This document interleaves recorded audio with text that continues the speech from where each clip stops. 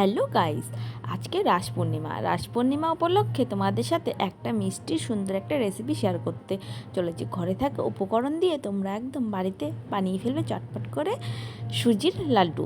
তো দেখা যাক প্রথমে আমার কি কি উপকরণ দরকার আর কতটুকু পরিমাণে নেব তোমাদের সাথে শেয়ার করছি। প্রথমে একটা কাচের বাটিতে 4 চা চামচের মতন সুজি নিয়ে নিয়েছি, আর এখানে সেই একই চামচের 2 চামচ চিনি নিয়েছি। চিনিটা গুঁড়ো করে নিতে হবে। তো এইভাবে, আর এখানে 1 বাটির মতন দুধ নিয়ে নিয়েছি।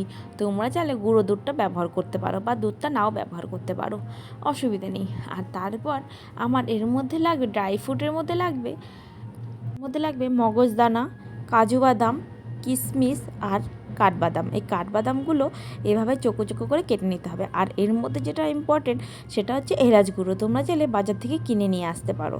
তা যাই হোক, এরপর আমি এই সাইডে একটা কড়া বসিয়ে দিয়েছি। এর মধ্যে আমি কিছুটা সাদা তেল দিয়েছি। তোমরা চাইলে এর মধ্যে ঘিটা ব্যবহার করতে পারো।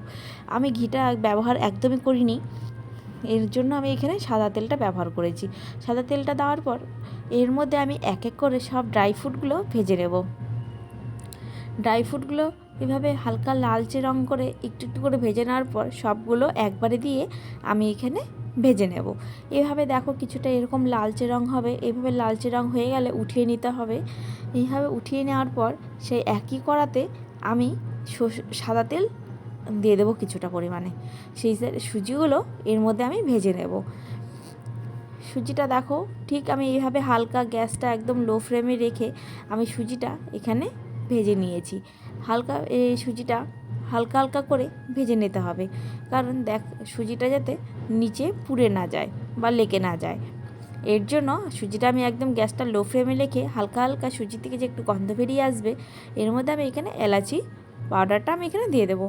এরপর এখানে সামান্য একটু নুন ব্যবহার করেছি। তোমরা চাইলে নুনটা একদম নাও ব্যবহার করতে পারো।